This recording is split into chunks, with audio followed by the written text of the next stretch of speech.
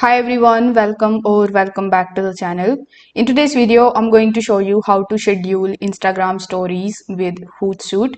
So if you want to schedule your Instagram stories using Hootsuite in 2025, this is the simple guide that you can follow. So first of all, you need to come on hootsuite.com, and over here you need to just simply log in into your account if you have their paid account or even the trial. Now, once you are in your Hootsuite dashboard, the first thing that you need to do is to simply go to your profile that will be in the top right hand corner of the screen. And from here, you need to either create a post or a story. Then from your Instagram story, after selecting it, you need to just provide the image or the video file, and you need to add any text, caption, or anything that you want to do.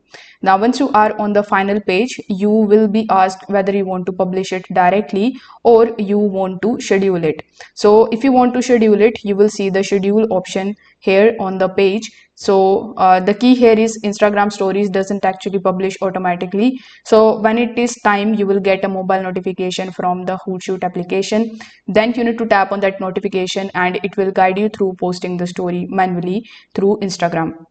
So this way you will be able to schedule your story with the help of Hootsuite.